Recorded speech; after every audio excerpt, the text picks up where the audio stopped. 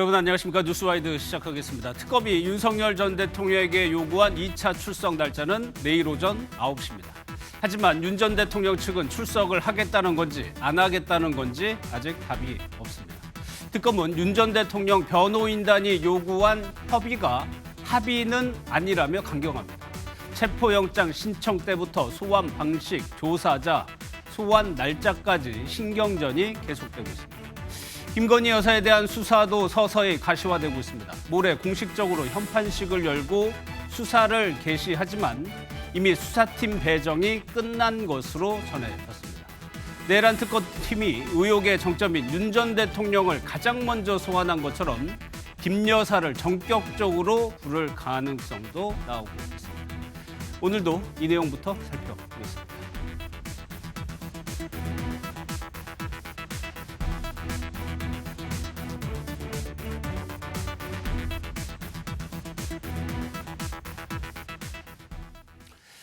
네, 세 분과 시작하도록 하겠습니다. 이승훈 민주당 전략기획부위원장, 최경철 매일신문 편집위원, 서정빈 변호사 나오셨습니다. 어서 오십시오. 안녕하세요.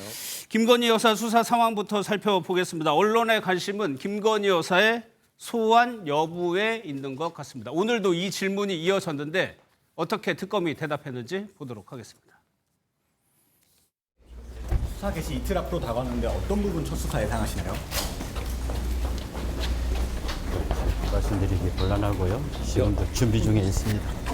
여사 측이 요청할 경우 광화문으로 소환이 안 될 수도 있나요? 그걸 생각해보지 않았습니다.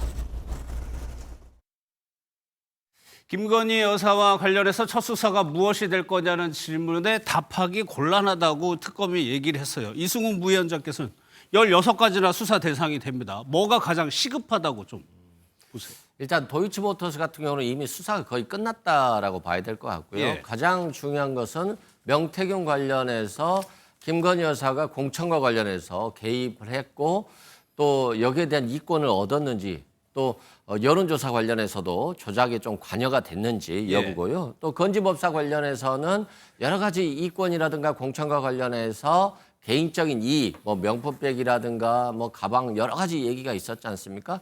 이런 것들이 실은 가장 김건희 여사와 관련해서는 국민들의 관심사이고 특검도 이 부분을 굉장히 중요시할 것 같아요. 예. 그래서 이 부분 수사가 조금 빨리 이루어지지 않겠냐. 예. 뭐 도이치모터스 수사 같은 경우는 사실상 김건희 여사가 나오지 않는다 할지라도 이미 수사는 종결됐다라고 봐도 될 것 같아요.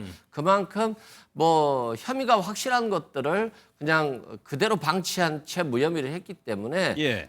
이 부분은 어렵지 않겠다. 그리고 조금 더 들어가 보자면 양평고속도로 문제와 관련해서 만약에 이것이 김건희 여사가 개입해서 이 노선을 변경했다라고 한다면 예. 정말 이건 엄청나게 큰 일이거든요. 국정을 김건희 여사가 움직였다라고 하는 것이니까 개인 비리 차원을 넘어서 그 이상으로 뛰어넘는 것이어서 이런 부분들이 특검에서 굉장히 관심을 갖는 부분이 아닐까 싶습니다. 예. 서정민 변호사님, 기자들은 이제 김건희 여사 소환 관련해서 계속 물어보고 있는데 모레 이제 현판식을 한단 말이에요. 좀 빠른 겁니까? 기자들의 이런 질문이?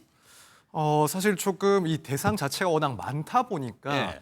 사실 소환이 조금 늦춰질 수도 있다라는 그런 고려가 되지 않을까. 그렇다면은 조금 질문들이 빠른 시작 단계가 아닌가 생각이 듭니다. 예. 지금 말씀하신 것처럼 수사 대상 자체가 16가지가 되고 뭐 그중에는 뭐 도이치모터스 주가 의혹과 같은 뭐 상당 부분 수사 기록에 쌓여 있는 그런 사건도 있긴 하겠지만 그 밖에 이제 다른 혐의점들과 관련해서는 사실 뭐 실질적인 조사가 아직까지는 제대로 진행되기에는 너무 이른 시점이긴 합니다. 예. 또 한편으로는 앞으로 소환 절차들을 진행하는 데 있어서 사실 뭐 한 차례, 두 차례 정도로만 소환이 끝날 것도 아니기 때문에 특검 측에서는 사실 그런 일정을 고려하는 데 있어서 가급적이면 좀 1년 되게 좀 연속적인 소환까지를 검토하고 있지 않을까. 그렇다면 현 단계에서 이런 수사가 충분히 이루어지기에는 너무 이른 시점에서 지금 소환 여부를 조금 예측하기라는 상당히 이른 시점이 아닌가. 예. 그래서 이런 질문들이 조금 빠르지 않나라는 생각도 들긴 합니다.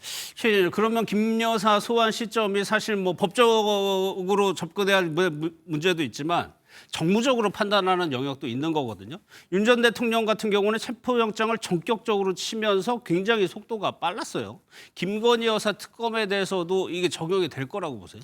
김건희 여사는 좀 지연전을 하지 않을까 오히려? 싶습니다. 예, 윤 대통령은 속도전으로 가되 김건희 여사는 지연전으로 갈 가능성이 저는 크다고 생각합니다. 이게 윤 대통령 사안은 사실 좀 어떻게 보면 간단한 사안이지 않습니까? 공안 사건인데 예.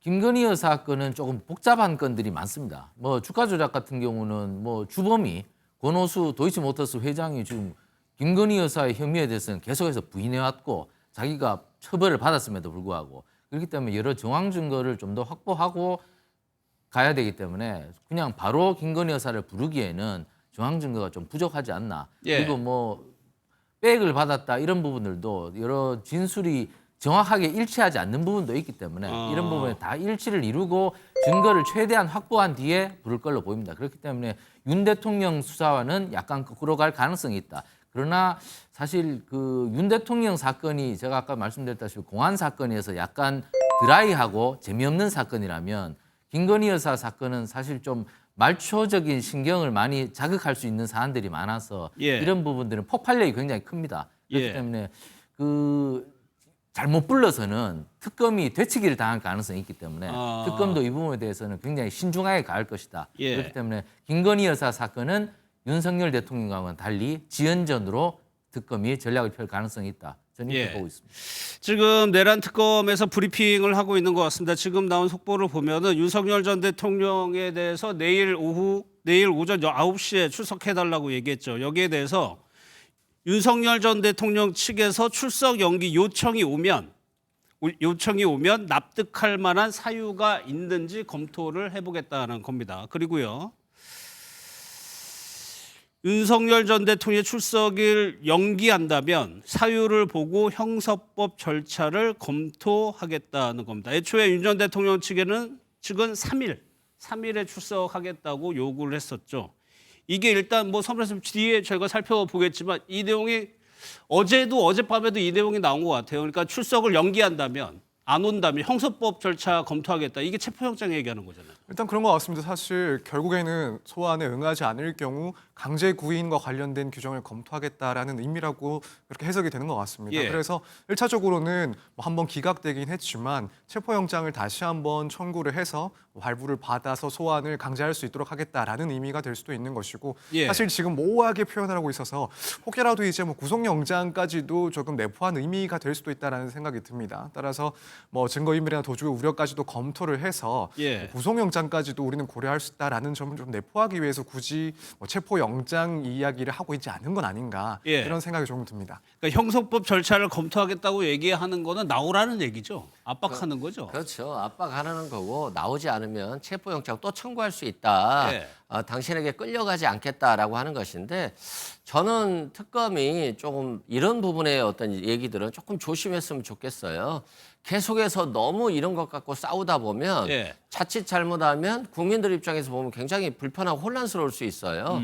체포영장은 그냥 전격적으로 청구하면 되는 것이지 예. 굳이 이런 말까지 할 필요가 있나 싶고요. 체포영장은 이제 출석에 응하지 않거나 응하지 아니할 우려인 거잖아요. 예. 그런데 뭐 윤석열 전 대통령은 체포영장이 청구될 가능성까지 염두에 두면서 계속 나가긴 나가겠다. 조금 시간을 끌겠다는 거예요. 이 사람의 전략은 결국 자신이 특검 수사를 받고 나서 거기 받다 보면 검찰에 질문이 있잖아요. 예. 그리고 들이대는 증거가 있을 거 아닙니까?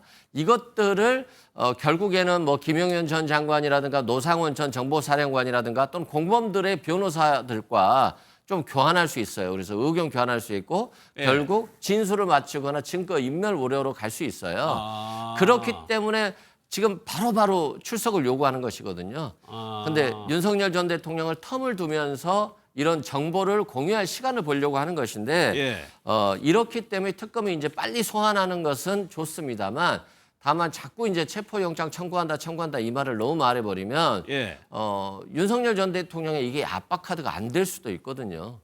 오히려 예. 시간이 지나면 반복되면 그렇죠. 그리고 이분이 저는 검찰총장 출신이기 때문에 만만치가 않아요. 또 예. 어려우면 진술 거부할 거예요. 도저히 안 되겠다 싶으면. 예. 그리고 또 날인 거부해버렸잖아요. 날인 거부해버리면 또 진술 조서에 증거 능력이 없지 않습니까?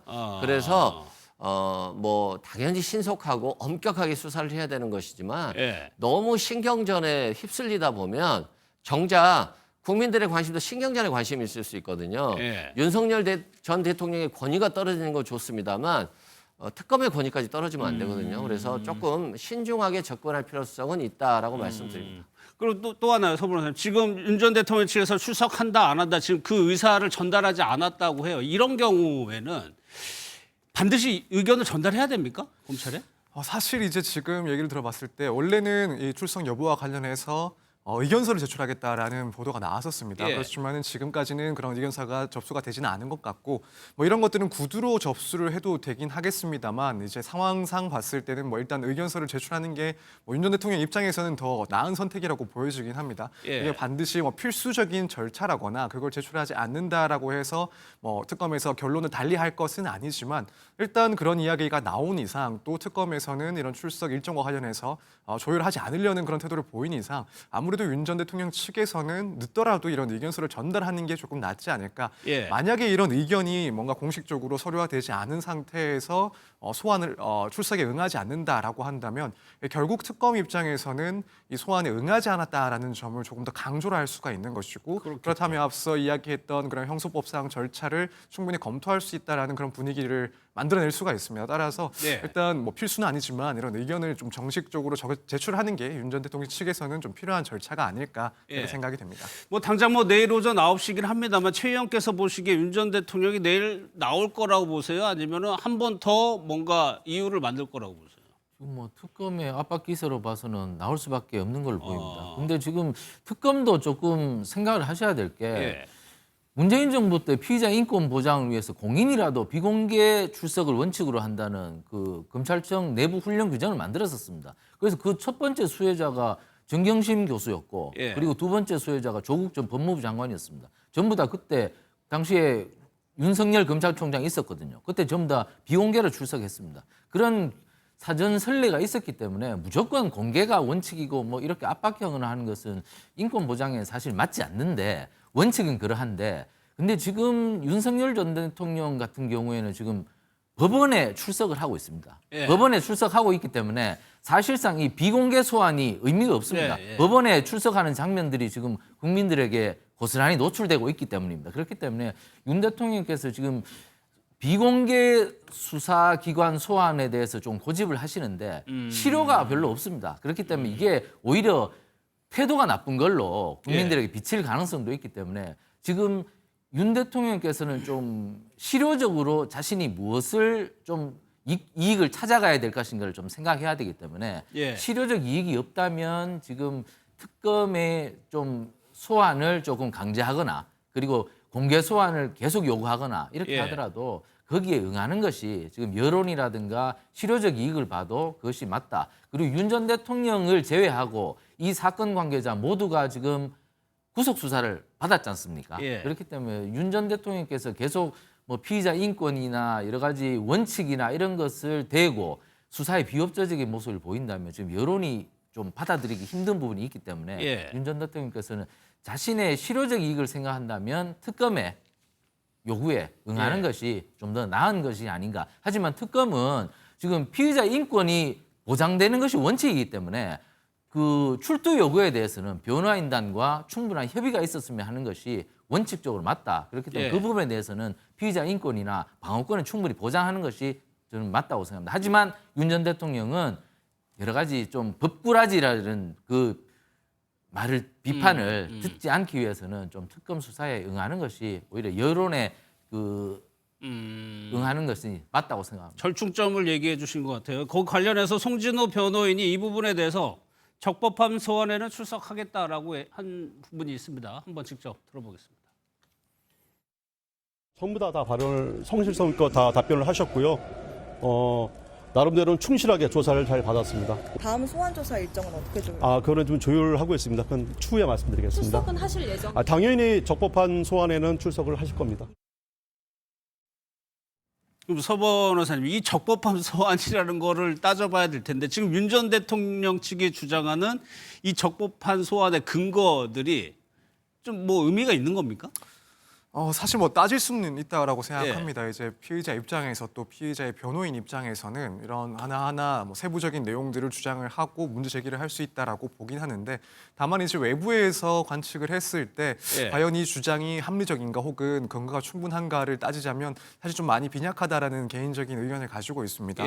결국에는 문제 삼는 것이 예를 들어 적법 절차 특히 뭐 임의 수사 원칙에 위반될 수 있다라는 점들 주장을 하고 있고 더 구체적으로는 뭐 수사 일정과 관련해서 지나치게 뭐 촉박하다든가 혹은 협의가 더 필요한데 그렇지 않았다라는 주장들을 하고 있는 것으로 보이는데 사실 결국에는 특검에서 이야기를 하는 것처럼 이런 수사와 관련해서 특히 수사 일정을 잡는다 이런 부분들은 결국에는 특검 수사 기관이 주체가 돼서 판단을 할 영역이고 협의라는 것이 뭐 있으면 좋고 또 당연히 뭐 타당할 수가 있긴 하지만 합의와는 다르게 결론이 뭐 도출되지 않는다라고 한다면 결국에는 수사기관의 입장에 따라서 진행할 수밖에 없습니다. 그렇다고 해서 이런 부분들이 이미 수사가 아니라고 볼 수도 없는 거고요. 따라서 뭐 당연히 변호인 측에서는 주장을 할 수 있긴 하지만 그 결론에 있어서 당부를 따지자면 조금 설득력이 부족한 주장이 아닐까 이렇게 생각이 됩니다. 그러면은 이 부분을 잠시 뒤에 좀 다시 살펴보도록 하고 앞서 김건희 여사 특검 관련 소식 좀 마무리 짓고 넘어가겠습니다. 이제 앞서 뭐 최 의원님도 그 피의자 인권보 얘기하셨는데 만약에 김건희 여사를 소환하게 된다면 더 엄격하게 윤 전 대통령보다는 어차피 보면 좀 사인에 더 가까울 수가 있을까? 이 부분을 변호인단에서 제기할 가능성이 있거든요. 당연히 뭐 비공개 소환을 요구할 겁니다. 그럼에도 불구하고 이미 많이 언론에 공개됐잖아요. 본인이 휠체어 타고 나오는 모습까지도 보여준 마당에 더 이상 숨길 게 뭐가 있을까 싶고요. 당연히 이제 공개 소환도 해야 되고 특검 사무실로 가야 되는 것이지 3회 장소로는 갈 수 없다. 만약에 특검이 이걸 받아들인다라고 한다면 특혜를 줬다는 논란에 휩싸일 수 있기 때문에 특검 자체에 대한 비난이 많아질 수 있어요. 그래서 특검은 원칙대로 갈 수밖에 없다 말씀드리고 김건희 여사가 공인인지 사인이겠습니까? 사인이었으면 국민들의 비판이나 관심의 대상이 아니었을 겁니다. 윤석열 전 대통령의 부인이었고 사실상 많은 뭐 공천에 인사에 뭐 국정에 엄청나게 개입된 게 많아요. 그것에 대한 조사를 받는 것이기 때문에 굉장히 원칙적으로 가야 될 것 같고 본인이 뭐 우울증 등을 이유로 휠체어를 탔습니다만 뭐 이게 특검 수사를 거부할 만한 명분은 전혀 되지 않을 것 같다라고 말씀드립니다. 그럼 서 변호사께서 어떻게 생각하세요? 혹시 뭐 공인이냐 사인이냐 이런 거를 뭐 판가름하는 기준이 혹시 있는지 또 하나 이게 국민적인 알 권리라는 것도 상당히 중요하거든요. 무조건 다 비공개 처리할 수도 없는 사안인데 어떻게 사실 이제 공인 그리고 사인을 법적으로 뭐 규정을 하고 있는 그런 법률 자체는 없습니다. 따라서 이 부분은 결국에는 뭐 사회적인 평가에 달린 부분이 아닐까 생각이 되고 다만 이제 김건희 여사 같은 경우에는 당연히 대통령의 부인으로서 영부인으로서 뭐 사회적인 역할이나 또 공적인 성격상의 그런 역할들을 봤을 때 뭐 공인이라는 것은 다툼의 여지는 없을 것 같습니다. 이제 결국에는 이런 공인이 출석을 하는 데 있어서 뭐 비공개 출석을 해야 될 것이냐 공개 출석을 해야 될 것이냐 사실 이 부분과 관련해서도 마찬가지로 딱히 규정이 정해져 있는 것은 아닙니다.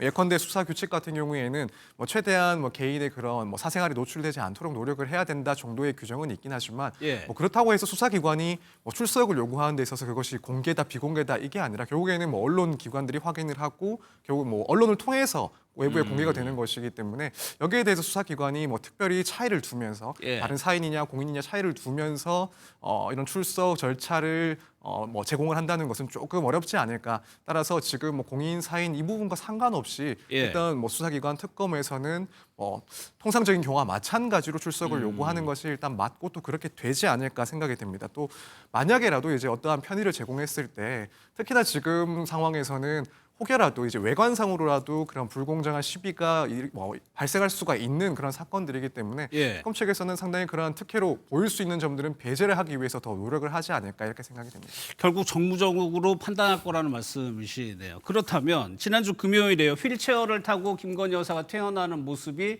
포착이 됐었죠. 이 부분이 어떤 영향을 미칠지도 한번 보겠습니다. 그런데 여기에 대해서 여권에서는 주말 내내 비판적인 목소리가 좀 나왔죠. 얘기를 한번 좀 들어보겠습니다. 내란 수계 윤석열의 태도가 가관입니다. 특검이 장난스럽습니까? 무슨 조사를 쇼핑하듯이 골라서 받으려고 합니까? 국민들께서는 윤석열의 기고만장한 행태를 보면서 오히려 매를 벌고 있다고 합니다. 내란 수계 윤석열의 태도는 특검을 무력화하려는 꼼수에 지나지 않습니다. 자기는 예. 특검에 출두하면서 지하 통로에서 비공개 사진 안 찍히겠다 예. 했는데 김건희는 또 왜 휠체어 밀고 다니면서 사진 찍혀요? 이건 뭐 쇼도 같지만은 나는 국민들로부터 동정심을 유발하고 하는 그런 술책이다 그렇게 봤습니다. 박지원 의원은 휠체어를 탄 모습을 보고 국민의 동정심을 유발하는 술책이라고 뭐 해석을 했는데 이수근 위원장은 어떻게? 실은 뭐 휠체어를 탈 필요가 없죠. 예. 어떤 다리가 아프거나 이런 것이 아니라 우울증이라고 하는 것이니까 휠체어와 전혀 상관이 없어요. 그럼에도 불구하고 본인이 휠체어를 타고 윤석열 전 대통령이 민다라고 하는 것은 상당한 동정심 유발을 원하는 것이고 그래서 특검 조사에 있어서 시간을 지연하거나 또는 조사 횟수를 줄이려고 하는 의도가 있는 거거든요.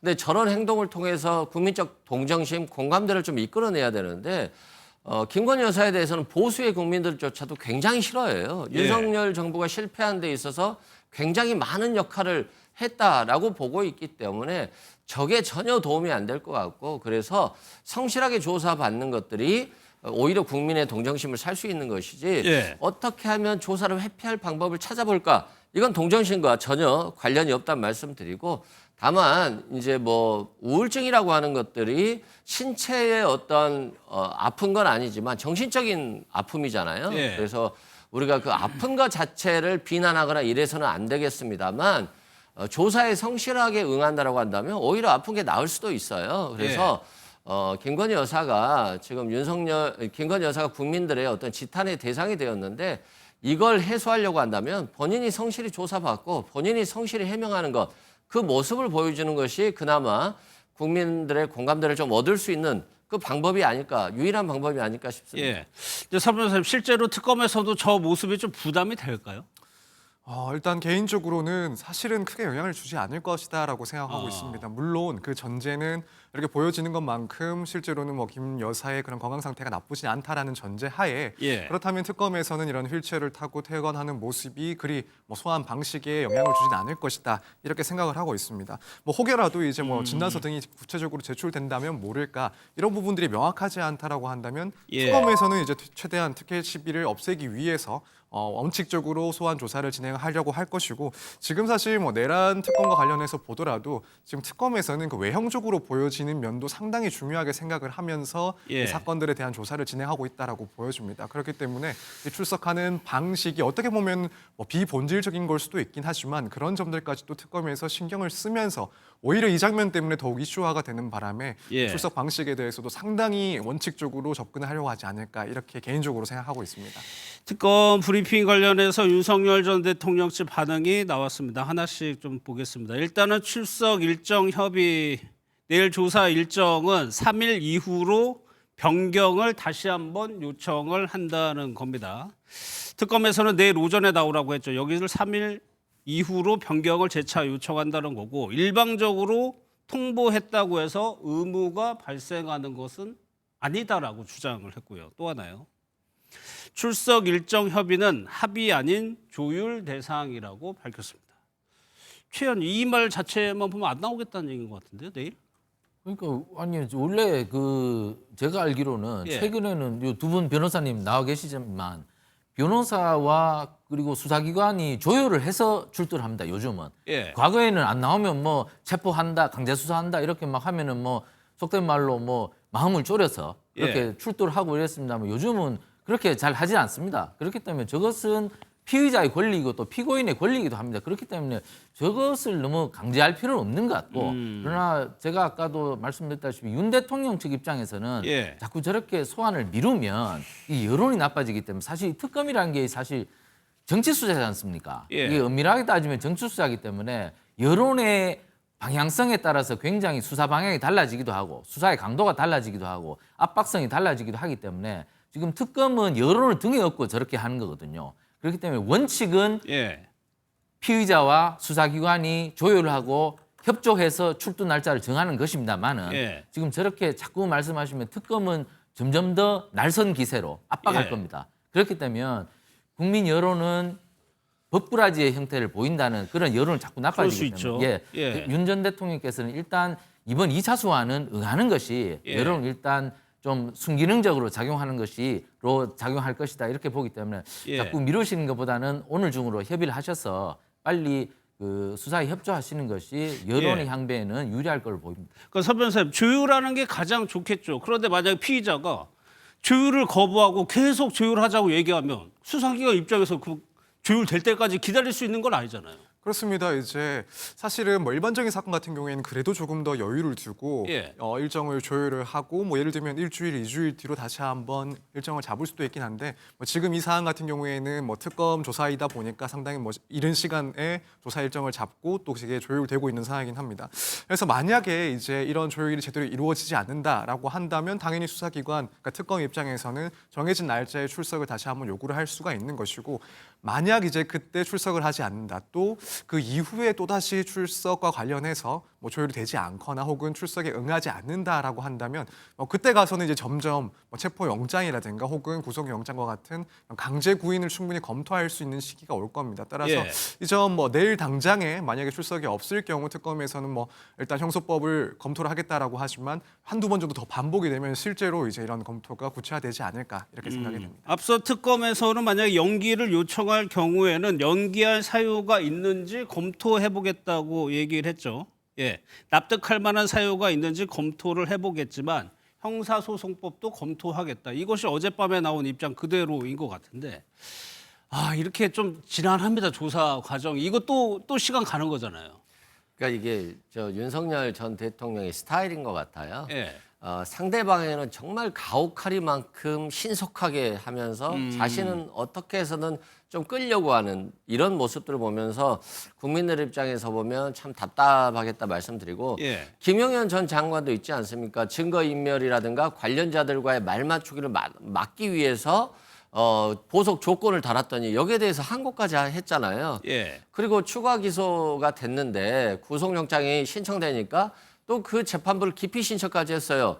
그래서 결국 나오지 못하고 다시 6개월 정도 또 구속돼야 될 상황이 있는 거잖아요. 예. 이런 행동들을 보면서 이해할 수 없거든요. 상식적인 변호인으로서는. 그 마찬가지입니다. 윤석열 전 대통령도 어떻게 해서든 시간을 끌어보려고 하는 것인데 예. 저게 굉장히 정교하게 계획된 어떤 대처 방법이냐라고 봤을 때는 꼭 그런 것 같지 않아요. 그냥 경찰에서 조사받기 싫어서 경찰관에게 내가 대통령, 전직 대통령이고 검찰총장인데 경찰이 나를 수사해? 예. 이런 정도 수준의 어떤 대응. 그리고 뭐 특검에서 하루 이틀, 3, 4일 조사를 미룬다고 해서 쉽사리 공범들과 진술 맞추기가 쉽지 않거든요. 예. 전 국민의 관심이 있기 때문에 변호인들도 굉장히 부담스러울 겁니다. 그럼에도 불구하고 저렇게 필요 없는 갈등을 유발시키는 것들은 결국에는 지금은 아니지만 결국에는 구속될 가능성이 아주 높은 것이고 예. 그랬을 때 국민들이 아쉬워하기보다는 박수 칠 거예요. 그런 예. 오늘 매를 번다라고 하는 표현을 쓰셨는데 정말 매를 벌고 있다라고 생각되고 그 매를 버는 이유를 이해하기 좀 어렵다라고 예. 말씀드립니다. 이 부분을 그럼 다시 한번 짚어볼게요. 지금 윤석열 전 대통령과 관련해서 내란 특검에서 들여다보는 혐의가 11개입니다. 특검의 날짜는 정해져 있죠. 그러면 이런 식으로 조금씩 지연되다 보면 과연 기한 내 수사가 가능한지는 할 건지 특검에서도 이 부분을 좀 강조하고 있는데 최 의원께서는 어떻게 보세요? 기간이 굉장히 길기 때문에 저 부분에 대한 혐의 구정은 뭐 충분히 가능할 겁니다. 예. 하지만 윤석열 대통령은 사실 특검 출신이지 않습니까? 그렇죠. 그 박근혜 대통령 국정농단 사건 때 박영수 특검 수사팀장을 해봤기 때문에 특검의 구조 이런 걸 잘 알고 예. 그리고 특검의 한계도 잘 알 겁니다. 그렇기 때문에 이 기싸움에서 초반에 밀리면 안 된다는 그런 생각을 갖고 방어권을 강하게 형성하는 걸 보입니다. 이건 뭐 어떻게 보면 저는 피의자의 권리라고도 봅니다. 그렇기 예. 때문에 그것은 충분히 방어권을 행사할 수 있는 것이지만 윤 전 대통령은 대통령을 지내셨기 때문에 여론도 잘 보셔야 됩니다. 지금 여론이 윤 전 대통령을 향해서 어떻게 생각하고 있는지 그리고 예. 윤 전 대통령 뒤에는 대통령 재임 시에는 국민의힘이라는 정당이 있었지만 지금 사실 국민의힘이라는 정당도 지금 탈당 상태지 않습니까? 그렇기 때문에 굉장히 좀 사실은 어려운 지경입니다. 예. 그렇기 때문에 대통령께서 방어권을 형성하기에는 한계가 굉장히 명확합니다. 그렇기 때문에 이제는 들어가서 수사 과정에서 방어권을 행사해야 된다. 예. 밖에서 출두 거부나 그리고 여론전을 하시려면은 굉장히 불리한 지경으로 빠져들기 때문에 예. 저는 일단 소환에는 응해야 된다. 그리고 소환에 응해서 그 신문 조서에서 자신이 최대한 방어권을 형성하면 되기 때문에 예. 증거로서 맞서야 되는데 지금 그러한 것이 아니고 기싸움을 계속 하시면은 여론전에서 굉장히 불리해지기 때문에 실익을 많이 찾으려는 그렇게 해서 방어권을 최대한 형성하는 그런 전략을 가져가시길 바랍니다. 예. 서 변호사님도 짧게 어떻게 전무하세요? 일단 뭐 지금 상황을 봤을 때 결국에는 출석에 빨리 응하는 것이 가장 타당한 방법이 아닐까 이런 생각이 들긴 합니다. 일단 예. 특검 기간이 아직까지는 상당히 많이 남아 있는 상황이기도 하고. 특검한테 지금은 조금 여유가 있는 상황. 네, 그렇습니다. 일단 왜냐하면 특히 지금 뭐 관련해서 이미 뭐 경찰이라든가 혹은 검찰 쪽에서 조사가 된 내용들이 기록으로 또 넘어와 있을 상황이기 때문에 예. 이런 점들을 기반으로 해서 조사를 진행을 하게 되면은 사실 뭐 정해진 기간 안에는 충분히 어쨌든 조사가 진행이 될 수 있지 않을까. 일단 지금 시점에서는 그렇게 예상을 할 수가 있을 것 같습니다. 그런 상황이라서 일단 시기적으로는 큰 무리는 없을 것이다라고 보고 있긴 하지만 뭐 그럼에도 불구하고 예. 가장 중요한 이 수사 단계에서 가장 중요한 부분이라고 볼 수가 있는 것은 결국 이제 피의자 신문이 되는 것이고 그렇다면은 이제 앞으로 또 얼마나 이 피의자 신문 과정이 지연될 수 있을지는 지금까지 상황을 봤을 때 조금 예측하기 힘든 상황이라고 볼 수가 있어서 예. 그렇다면 좀 빠른 시간 내로 또 소환 절차가 이루어지고 조사가 진행되는 것이 뭐 앞으로 수월한 그런 수사 과정에 좀 필요한 내용들이 아닐까 이렇게 생각이 듭니다. 알겠습니다. 송부위원장은 따로 안 여쭤볼게요. 네, 네. 이거 여쭤볼게요. 박은정 의원이 검사 출신이죠. 윤석열 전 대통령이 만약에 이 사건을 수사했으면은 긴급 체포하고도 남았을 거다라고 얘기했는데 한번 들어보겠습니다. 이번에도 이제 특검이 그것은 기피 사유가 아니다라고 판단했잖아요. 그런 경우에는 조사에 응해야 됩니다. 조사 거부죠. 그 조사 거부면은 만일에 윤석열이었으면은 그 피의자는 긴급 체포했을 거예요. 그 자리에서? 예, 그 자리에서. 그럴 사안입니다. 이 발언 한번 여쭤볼게요. 윤석열 전 대통령도 특수통이고 지금 조은석 특검도 특수통이고 어떻게 보세요? 지금 기싸움을 일환이라고 보세요? 아니면은 외견적으로는 기싸움인데 네. 실상 들어놓고 보면 특검 입장에서 보면 실적에 대한 부담감이 있을 거예요. 실적을 내야 되기 때문에 신속하게 해야 되는 것이고 왜 윤석열 전 대통령 먼저 불렀을까라고 예. 본다면 수사의 단서가 윤석열 전 대통령으로부터 나온다라고 볼 수 있어요. 내란죄 같은 경우는 이미 수사가 거의 돼서 재판받고 있는 거잖아요. 추가적인 조사가 크게 필요 없습니다. 그러면 특검이 뭘 원할 것이냐? 국무위원들에 대한 조사가 있겠죠. 예. 이상민 전 장관 같은 경우는 단전 단수를 하고 그리고 나서 다시 안가 회동을 했잖아요. 뭐 법제처장, 법무부 장관 등과 안가 회동을 했단 말입니다. 그러면 상당히 내란에 동조하고 나중에 증거 인멸까지 핸드폰을 다 교체했거든요. 그런 것까지도 관여됐기 때문에 얼마나 국무위원들이 이 내란에 동조가 됐는지 그리고 추경호 원내대표 등 국민의힘 국회의원들이 얼마나 이 내란에 동조가 됐는지 이런 것들을 보고 싶은 거예요. 예. 그리고 또 외환죄 관련해서는 실은 노상원 전 정보사령관, 김용현 전 장관, 윤석열 전 대통령 실은 세 사람이 한 거거든요.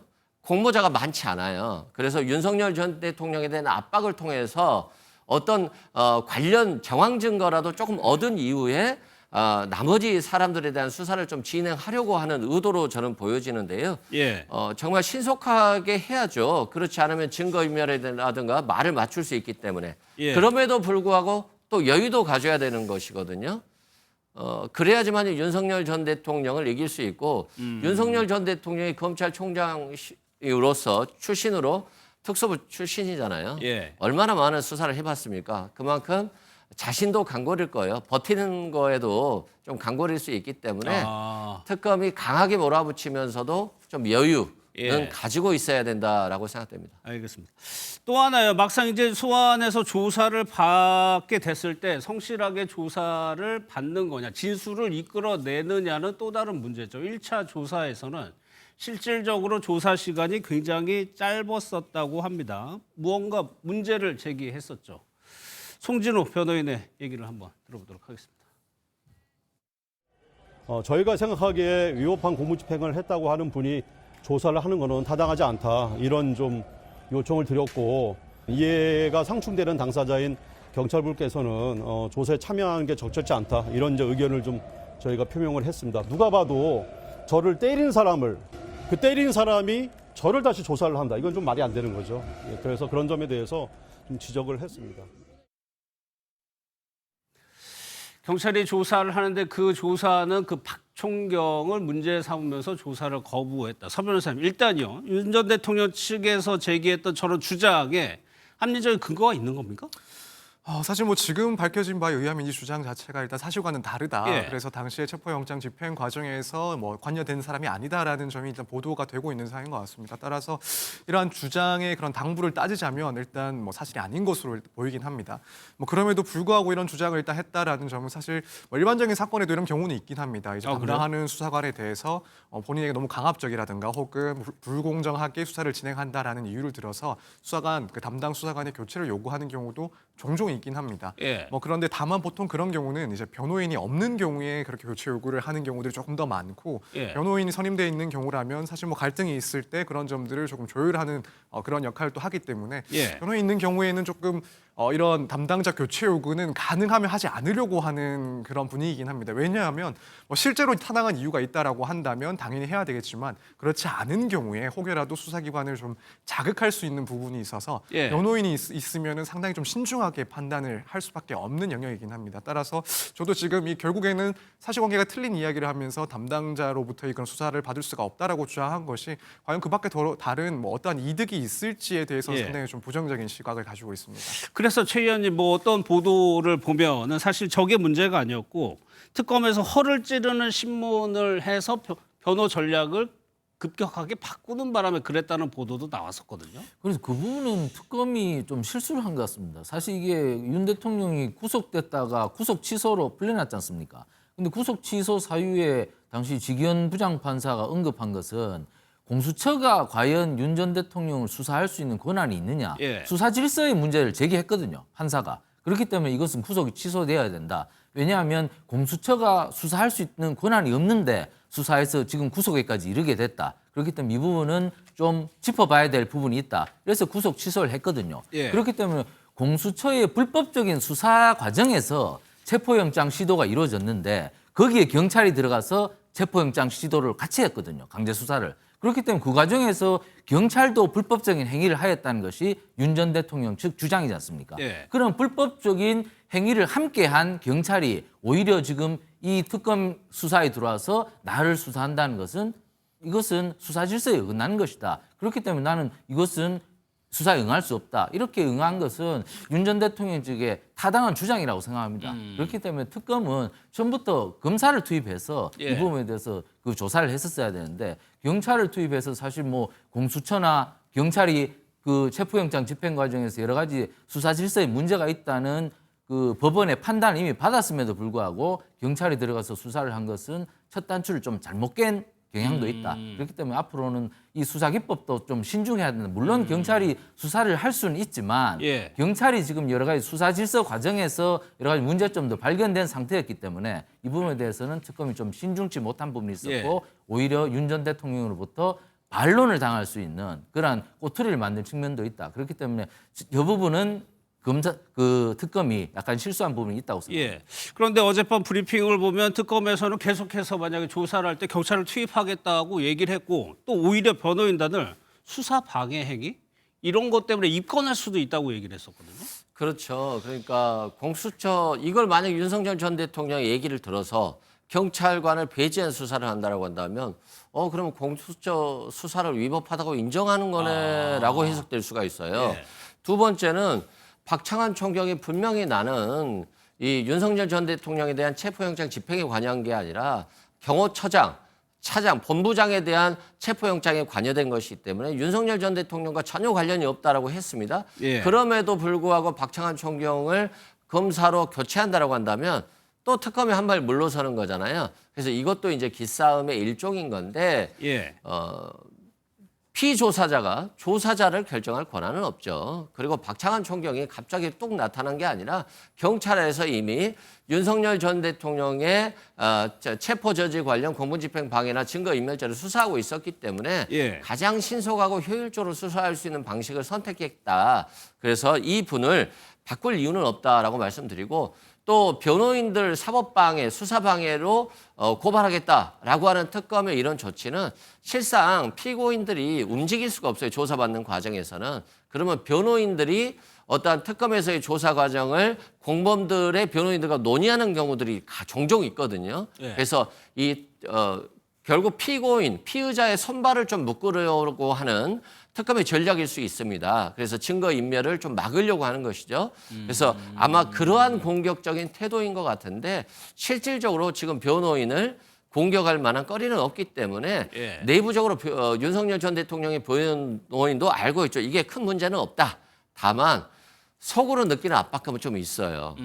이게 혹시 증거인멸하다가 걸리면 자신의 어떤 변호사 자격증에도 문제가 될 수 있기 때문에 어떤 그 행동에 제약을 준다는 차원에서 특검이 좀 공격적으로 나서는 거 아닌가 싶습니다. 알겠습니다.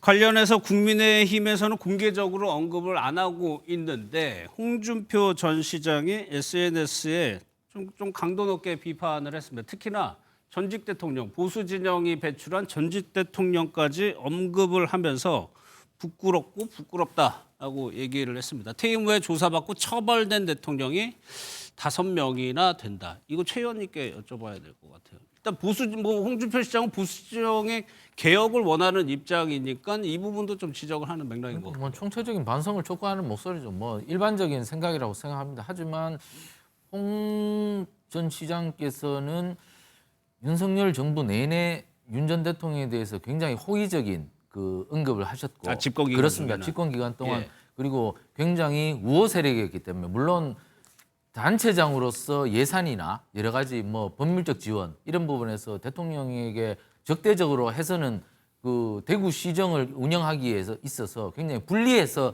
그랬다는 변명을 하실 수는 있지만 예. 내내 굉장히 그 우호적이었고 대통령에 대해서 굉장히 선호하는 발언만 하셨는데 예. 지금 와서 저렇게 공격을 하시는 것은 먹던 우물에 침 뱉는 거 아닌가. 그렇기 때문에 홍 전 시장님께서 저렇게 말씀하시는 것은 좀 적절하지 않다. 예. 지금 한동훈 좀 법무부 장관이나 이런 분들이 저렇게 또 날선 비판을 하는 것은 좀 이해가 되지만 홍 전 시장님 입장에서는 정말 윤 전 대통령 임기 거의 마지막까지 굉장히 예. 우호적인 발언을 하셨기 때문에 지금 와서 저렇게 날선 비판을 하신다는 것은 조금 이해되지 않는 부분이 있다. 그렇기 때문에 원론적인 발언을 하신 걸로 그냥 이해하겠습니다. 예. 또 하나요. 윤 전 대통령이 소환됐을 때 과거의 전직 대통령이 어쨌거나 소환이 됐을 때는 국민께 좀 사과하는 모습을 보였는데 그런 입장조차도 없이 들어갔다는 부분에 대해서도 좀 지적이 나오긴 해요. 그러니까 이제 국민들 입장에서 보면 좀 뻔뻔하다라고 생각할 수 있죠. 이 범죄 사실을 인정하는지 여부를 떠나서 지금 이러한 상황이 발생한 것에 대해서 송구스럽다라든가 자신의 어떠한 관리를 잘못해서 송구스럽다든가 이 정도 수준의 발언 정도는 할 수 있거든요. 예. 근데 하지 않고 들어간다라고 하는 것은 지금 특검의 수사 자체를 인정하지도 않는 것이고 자신의 혐의는 완전히 조작된 것이다라고 하는 강한 내부적 신념을 가지고 있는 것 같아요. 예. 그래서 지금 윤석열 전 대통령이 저는 좀 정상적으로 보이지 않는다 말씀드리고 과거 보수가 법은 잘 지켰잖아요.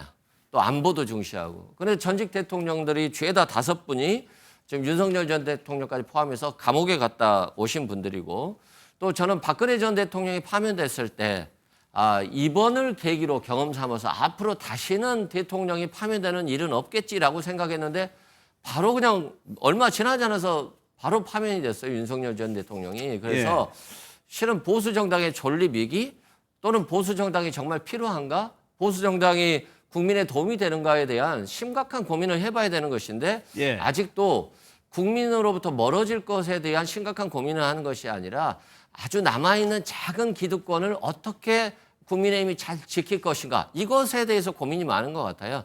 그런 측면에서 저는 홍준표 전 시장이 지금 이런 비판들이 아주 저는 잘 됐다라고 생각되고 본인은 탈당했기 때문에 오히려 더 편하게 예. 비판을 할 수 있지 않나 싶습니다. 알겠습니다. 어제 장관 또 인선이 있었죠. 또 주목을 받는 인사들이 있습니다. 특히나 더불어민주당 5선 중진이자 친명의 좌장으로 꼽히는 인물이 정성호 법무부 장관 후보자입니다. 영상 보고 관련 이야기 해보겠습니다.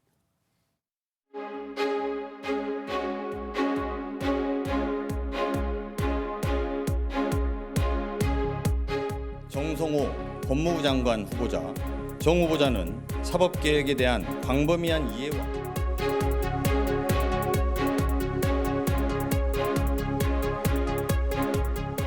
이분 저한테 죄 하나 진 거 있거든요. 저를 이 길로 끌고 들어온 사람이에요.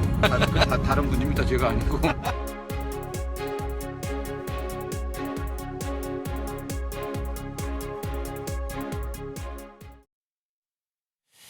이재명 대통령 친명 좌장으로 일컬어지는 정성호 의원이 법무부 장관 후보자로 이제 지명이 됐습니다. 그러면서 오늘 가장 먼저 얘기한 것이 검찰청 폐지를 언급을 했습니다.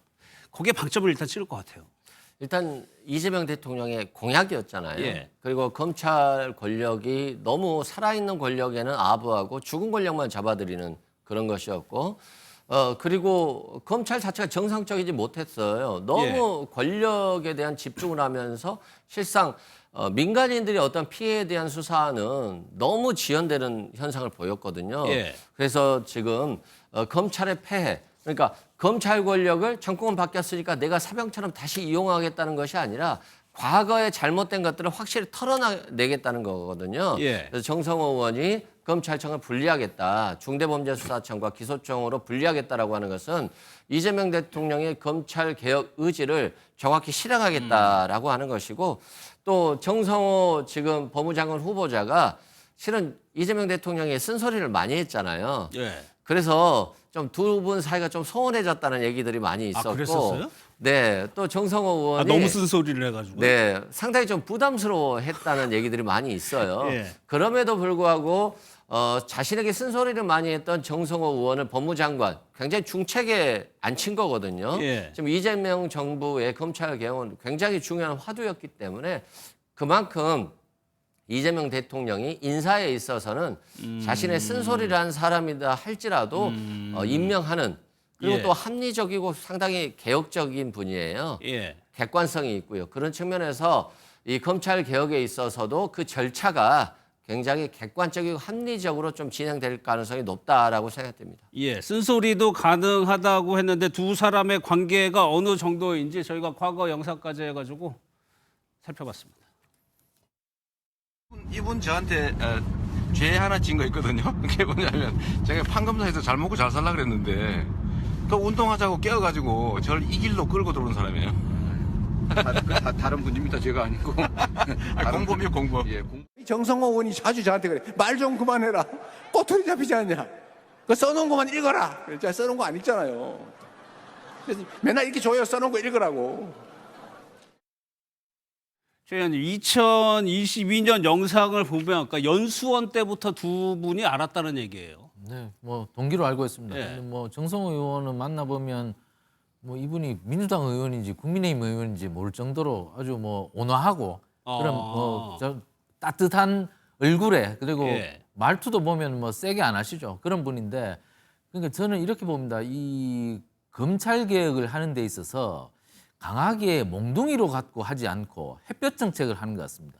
검찰 개혁을 하긴 해야 하는데 조국 전 장관, 그리고 추미애 전 장관, 박범계 전 장관처럼 문재인 정부 시절에 몽둥이 갖고 가서 폭압적으로 무릎 꿇어, 전부 다 검찰 개혁 지금부터 시작이야, 이런 식으로 하지 않고 좀 햇볕을 비춰서 검찰 스스로 반성하고 회개하고 성찰해서 옷을 벗고 이제 저희가 잘못한 부분은 이렇습니다, 이렇게 해서 그런 식으로 좀 개혁을 하고 싶어 하는 것이 이재명 대통령의 생각인 것 같습니다. 왜냐하면 이재명 대통령께서 뭐 지난 문재인 정부 때 뭐 성남시장 하시면서 그리고 경기도지사 하면서 곁에서 지켜봤지 않습니까? 네. 검찰 개혁을 하려고 했는데 제대로 되지 않고 오히려 대치기 당해가지고 윤석열 검찰총장이 대통령 되어버렸지 않습니까? 예. 그러니까 오히려 몽둥이 잘못 휘둘려서 몽둥이가 자기 얼굴을 맞은 거예요. 사실 지난번 민주당 정부를 보면. 그렇기 때문에 그것이 실패했으니 이제 햇볕 정책을 통해서 정성호 법무부 장관이 검찰 개혁을 똑바로 한번 해보자는 그런 예. 의식인 것 같은데,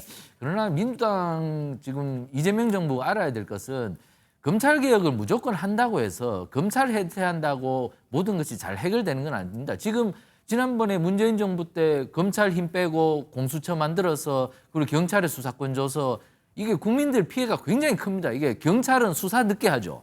예. 공수처는 수사 똑바로 못 하죠. 이렇게 해가지고 나쁜 놈들 잡아들이는 이 수사가 제대로 안 된 부분도 많거든요. 그렇기 때문에 검찰의 힘은 빼되 수사는 제대로 되어야 되거든요. 그러니까 그 방법을 어떻게 미세하게 잘 만들어 갈 것인지 이 설계를 잘해야 되겠죠. 그러니까 이 설계의 가장 핵심적인 적임자라고 이재명 대통령께서는 정성호 의원을 본 것 같아요. 그렇기 때문에 이 햇볕 정책을 통해서 검찰 개혁을 똑바로 해보자. 그리고 검찰도 제대로 그 힘을 내고 수사도 제대로 해보자는 것 같은데 지금부터 이제 시작이겠죠. 그러니까 정성호 의원은 절대로 강경파에 휘둘려서는 안 됩니다. 그냥 검찰 옷 벗겨서 그냥 뭐 무너뜨리면 제일 편하죠. 하지만 결국에는 그것이 지난 문재인 정부 때 공수처였고 경찰 수사권 다 줘서 수사가 제대로 안 된 것이었기 때문에 햇볕 정책이 잘 성공하기 위해서는 정성호 새 법무부 장관께서 그 부분에 미세하게 잘 봐야 됩니다. 그렇기 때문에 그 부분을 잘 보시리라고 보는데 어쨌든 뭐 이거 한번 펼쳐봐야 되겠죠. 그것이 정성호 의원이 이른바 총리 스펙을 충분히 갖췄음에도 불구하고 이재명 대통령이 법무부 장관에 앉힌 이유로 동일한 거죠. 이게 사실 이 검찰이 수사를 하면서 사실 뭐 지금 윤석열 전 대통령에 대한 수사에서도 보이지만 국민들께서 검찰이 특권 의식을 갖고 선민 의식을 갖고 있는 조직이 아닌가 이런 의심을 사실 하거든요. 이것은 뭐 국민의힘 내부에서도 그런 생각을 많이 합니다. 왜냐하면 국회의원들도 특수부에 가서 많이 혼나고 선거법 위반 수사 많이 받아보지 않습니까? 그렇게 되면 그 과정에서 보면 강압 수사 그리고 월권 수사 이런 것이 많았다는 것이 사실 뭐 일반적으로 여론이 많이 형성돼 있기 때문에 그러한 수사에 대한 것은 이제 좀 고쳐야 되지 않겠나. 이러한 것은 굉장히 여론이 잘 형성돼 있습니다. 하지만 제가 아까 말씀드렸다시피 검찰을 무조건 해체한다고 해서 수사가 제대로 되지 않을 가능성도 있기 때문에 그 부분에 대해서는 제대로 잘 설계해야 된다. 그런 말씀 드리고 싶습니다. 지난해 1월에 이제 이재명 대통령과 정성호 의원이 주고받은 텔레그램의 내용을 보면은 정말 막역하게 소통을 하는 것이 언론에 노출이 됐어요. 이것이 법무부 장관 역할을 수행하는 데 있어서 이런 친밀감, 대통령과의 친밀감이 도움이 되겠죠, 아무래도. 당연히 되겠죠. 제가 보니까 이재명 대통령의 인사 스타일은 그런 것 같아요. 한번 써봤는데 일을 잘한다? 그러면 적재 그 일을 배치하는 것 같아요. 임무를 주는 것 같아요. 정성호 의원 같은 경우도 객관적이고 굉장히 합리적인 분이세요. 그리고 뭔가 조언을 하면 그걸 다 수첩에 적으시는 분이에요. 그만큼 듣는 분이지 자기가 말을 많이 하는 분은 아니거든요. 그만큼 검찰 개혁에 있어서는 아까 말씀하신 대로 뭐 어떤 불호령을 내려서 개혁하겠다라고 하는 것보다는 치밀하고 합리적으로. 실은 조국 전 장관 같은 경우는 검찰 개혁하겠다고 나섰지만 결국 실패했잖아요. 그건 실력도 없었고 도덕성 부분에 있어서 문제점을 야기한 거거든요. 그런 측면에서 한번 우리가 반면 교사 삼아서 정성호 의원 같은 경우는 굉장히 오랜 기간 동안 40년 동안 직이잖아요. 그리고 꾸준히 이재명 대통령을 도와왔고 또 그러면서도 쓴소리도 했던 분이기 때문에 이 검찰 개혁 과정에 있어서 어떤 문제점이 발생됐을 때는 이재명 대통령과 충분히 소통을 통해서 굉장히 좋은 합리적인 방안들을 찾아갈 만한 그런 분이라는 측면에서 저는 굉장히 좋은 인사고 역시 이재명 대통령은 실력이라든가 인품이라든가 여러 가지 것들을 보면서 인사를 하시는구나라고 생각됩니다. 정성호 의원이 어떤 분이 어떤 사람인가 어떤 인물인가에 대해서 좀 더 살펴봤더니 최 의원님 이색적인 경력이 뭐냐면 역도부였대요. 역도부장 출신이고 또 어떻게 보면은 뭐 군 의무 이런 것도 충실하게 지킨 집안이고요. 그러니까 만나보면 몸이 좋으시죠. 실제로 실제로 몸이 좋습니다. 이게 그 단단해 보이고 뭐 키도 뭐 어느 정도 크신데. 그러니까 저는 이렇게 봅니다. 이 역도라는 운동은 스피드보다는 지구력이지 않습니까? 힘을 응축해서 서서히 끌어올리는 그러한 그래서 뭐 사시 공부할 때도 사실 뭐 우리 변호사님도 계시지만은 사시 공부, 뭐 행시 공부, 고시 공부는 엉덩이 힘이라고 하지 않습니까? 그만큼 오래 앉아 있어야지 이 고시가 되는데 저는 뭐 엉덩이 힘이 약해서 뭐 그런 걸 시도를 못 해봤는데 어쨌거나 정성호 의원 같은 경우는 역도도 강한 지구력 그리고 서서히 들어올리는 운동이기 때문에 제가 아까 말씀드렸다시피 검찰 개혁을 햇볕 정책을 통해서 좀 인내력을 갖고 잘 할 것으로 보입니다. 절대 검찰 개혁은 서둘러서는 안 된다. 그리고 특히 지금 이재명 정부가 정권 초반부터 3대 특검을 통해서 검찰 덕을 좀 보고 있습니다. 검찰 덕을 보는데 뭐 특검이 무슨 검찰 덕이냐 하지만 파견 검사나 여러 가지 수사 검사 파견이 많기 때문에 예. 검찰 덕을 보지 아니할 수가 없습니다. 근데 이 150일 동안 이 3대 특검법을 계속 덕을 본다면 저는 검찰에 또 빚을 지게 될 것이다. 그렇기 때문에 저는 이 3대 특검을 조기에 종료하는 것이 필요하다. 왜냐하면 이 특검 오래 끌고 또 자꾸 이 수사를 새끼치고 계속 그렇게 가면 빚이 쌓인다. 그러면 결국에는 검찰 개혁을 할 수 없고 검찰에 또 대치기를 당할 수밖에 없다. 예. 그렇기 때문에 문재인 정부도 그랬습니다. 사실 적폐청산 그래서 검찰 덕 많이 받지 않습니까? 그래서 서울중앙지검장을 뭐 고검장급을 다시 지검장급을 내려서 윤석열 당시 그냥 뭐 한 두 단계나 그 승진을 시켜서 중앙지검장을 시키면서 불행이 시작됐거든요. 알겠습니다. 그렇기 때문에 3대 특검에서 굉장히 절제해야 된다. 그렇지 예. 않으면 결국에는 검찰개혁은 또 실패할 것이다. 이런 조언을 드리고 싶습니다. 검찰개혁 얘기하셔가지고 조국 전 대표가 옥중 서신을 이재명 정부에게 보냈다고 하는데 이 내용이 검찰개혁과 관련 충고, 우려 이런 겁니다. 어떤 내용인지 한번 보겠습니다. 경고합니다. 검찰개혁 의지를 천명하십시오. 그간의 과오에 대해서 사과하십시오. 그것이 이재명 대통령을 배출한 광장과 국민의 기대입니다. 김선민 대행이 소개를 했죠. 이 부분 한번 구체적이에요. 친윤 정치 검사들은 다 계획이 있다. 갑자기 검찰개혁 찬동하면서 접근하는 검사들을 경계해야 한다고 하는데 조국 전 대표 스스로가 윤석열 당시 검찰총장인가요? 검찰개혁을 두고 마찰을 빚었던 인물이라 이 내용은 어떻게 충고라고 보세요? 저는 뭐 충고이자 조언이라고 생각을 해요. 검찰이라고 하는 권력이 굉장히 좋죠. 일단 실력이 있잖아요. 내가 원하지 않는 사람, 내 정적을 제거하고 싶을 때 실력 있는 사람이 제거를 잘할 수 있지 않겠습니까? 그런 측면에서 검찰은 굉장히 정권에게는 필요한 조직일 수 있다. 그런데 이 조직을 잘 사용하다 보면 너무 좋잖아요. 살아있는 권력일 때는 내 권력은 수사하지 않고 상대 권력만 수사하기 때문에 너무 좋아요. 근데 여기에 대해서 경계하지 않고 이 권력에 빠져들다라고 보면 검찰이 결국 살아나는 거거든요. 그런데 그렇게 살아나는 권력이라고 하는 것은 결국 상대에게만 가혹한 것이고 그 검찰 권력은 결국 국민을 위한 권력이 될 수 없거든요. 그래서 너무 꿀이 달다라고 해서 너무 가까이에서는 안 된다. 그리고 다 친윤검 윤석열 정부 때는 다 친윤 검사라고 했다가 또 이재명 정부 들어서면 또 다 이재명 정부 사람인 것처럼 활동할 수 있잖아요. 그런 것도 경계하는 것이 좋을 것이고 저는 조국 전 장관의 저런 조언들이 나쁜 의미라고 해석하지 않습니다. 좋은 의미로 또 이재명 정부가 받아들이는 것이 좋지 않을까 싶습니다. 또 한 명 관심을 받고 있는 인물이 정은경 보건복지부 후보자입니다. 영상을 보고 짧게 짚어보도록 하겠습니다. 최근에 그 주식 보도 관련해서 논란이 있었습니다. 근데 보도 내용에 잘못된 내용이 많이 있어서 청문회 과정을 통해서 사실관계를 기반으로 국민들께 충실하게 설명드리도록 하겠습니다. 최 의원님, 정은경 후보자에 대해서는 남편의 그 이해충돌 논란 이런 게 이미 보도가 돼서 제외됐다는 보도까지 나왔었는데 이제 결국에는 임명이 됐어요. 잘못된 부분이 많다고 얘기를 하고 있거든요.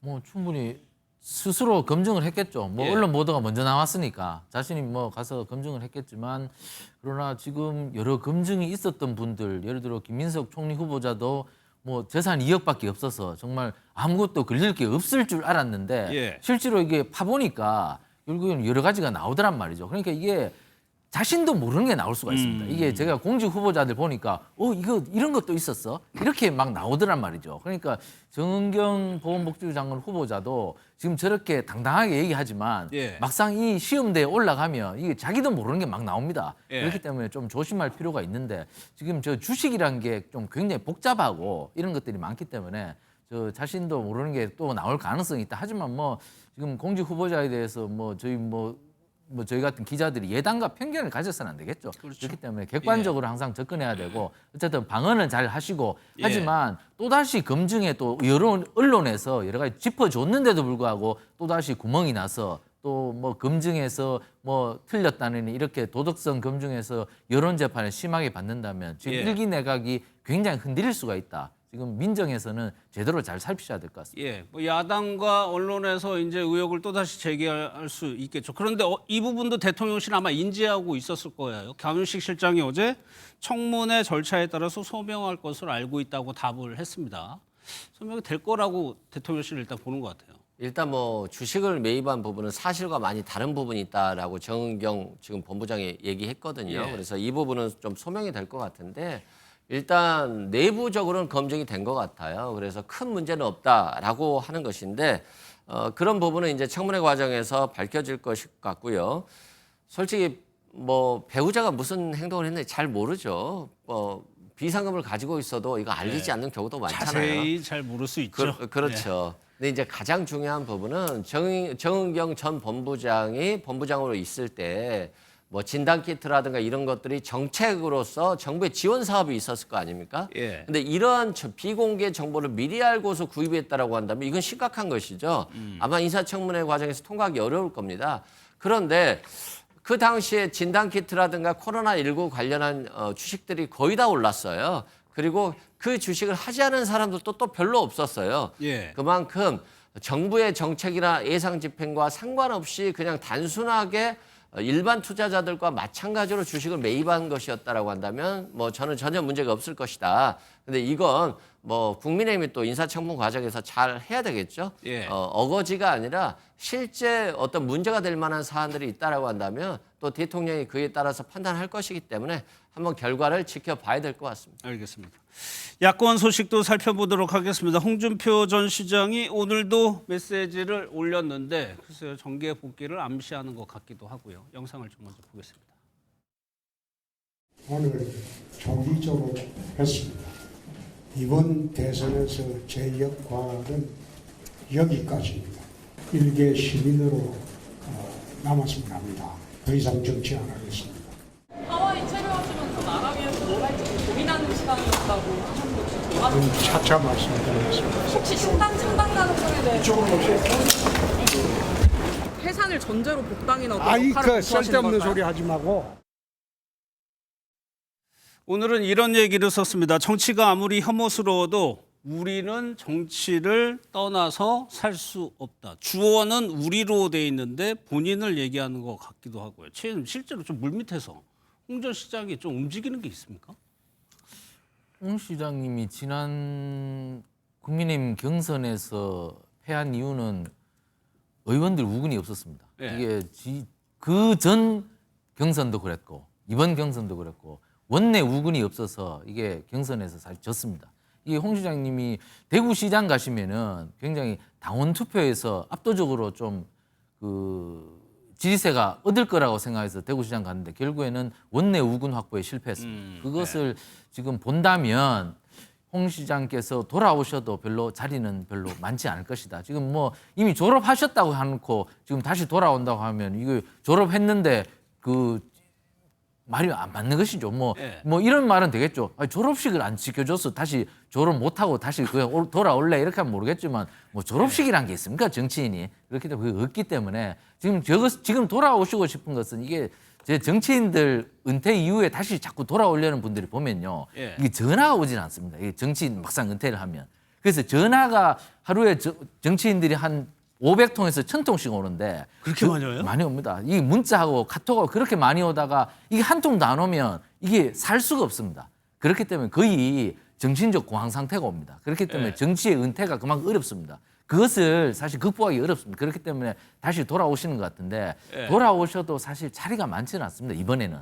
왜냐하면 졸업하신다고 선언을 해결했고 그리고 돌아올 명분이 별로 없습니다. 그렇기 때문에 우리 홍 시장님 이번에 사실 정계 은퇴 번복은 조금 어렵지 않나. 굉장히 뭐 저는 아는 분이라서 좀 돌아오시면 좋겠기도 하겠습니다만은 여론이 그렇게 호의적으로 받아들이기 어렵지 않나. 조금 이번에는 실패할 확률이 높다. 이렇게 저는 예견하고 있습니다. 명분과 자리가 없다고 얘기하셨는데 이승우 부위원장이 보시기에는 시기도 지금 좀 애매한 상황이잖아요. 이미 전당대회에는 지금 출마할 가능성이 좀 낮아 보이고.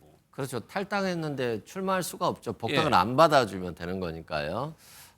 그리고 또 국민의힘이 지금 그렇게 분열돼 있다라고 보진 않아요. 민주당에 비해서 지지율은 많이 떨어지고 있습니다만 오히려 친윤들이 지금도 공고히 하고 있거든요. 그런 측면에서 홍준표 전 대구시장이 움직일 공간은 별로 없죠. 그럼에도 불구하고 국민의힘이 이제 못하고 있으니까 뭔가 쓴소리를 했을 때 이게 굉장히 언론의 주목을 받을 수 있고 그래서 자신의 정치적 역량을 어느 정도 유지할 수 있지 않겠습니까? 예. 이분은 아마도 내란 특검 과정에 있어서 국민의힘이 굉장히 흔들렸을 때 어떤 정계 개편이 이루어진다라고 한다면 그 과정에 있어서 어떤 역할을 할 수 있지 않을까라고 하는 어떤 막연한 기대감은 가지고 있을 것 같은데요. 예.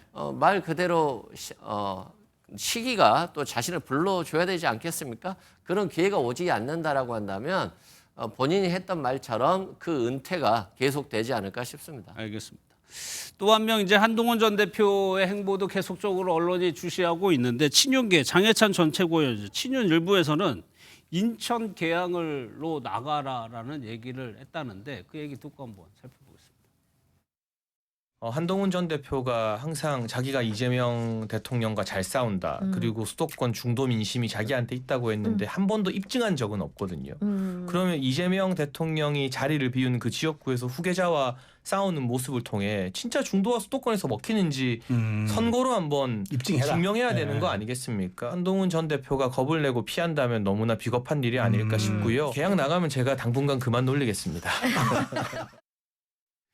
인천 계양을로 출마하라는 얘기인데 최근에 진지하게 따져볼 얘기는 아닌 것 같고 근데 계속적으로 저 얘기를 하더라고요. 몇몇 정치평론가들의 사견인 것 같고요. 저는 한동훈 전 대표가 이번에 전당대회에 나올 걸로 보입니다. 전대로. 그렇습니다. 왜냐하면 지난번 대선 경선 과정에서도 의미 있는 득표율을 많이 올렸습니다. 예. 그렇기 때문에 이번에도 나오면 굉장히 득표율이 올라갈 가능성이 높다. 그렇기 때문에 계양을보다는 전당대회에 나올 가능성이 높다고 생각합니다. 이미 대진표가 상당 부분 좀 완성이 돼 가는 것 같습니다. 지금 나경원, 네, 안철수 그렇게 나올 것 같고 그리고 한동훈 그리고 김문수 전 대선 후보 그런 리턴 매치가 벌어질 것 같습니다. 그렇기 때문에 한동훈 전 대표는 전당대회에 나올 가능성이 저는 거의 한 7, 80%는 된다. 그렇기 때문에 지금 당원 득표나 그리고 한 20% 정도 일반 여론조사가 이루어질 가능성이 높은데 그렇기 때문에 일반 여론조사에서도 굉장히 그 득표율이 높기 때문에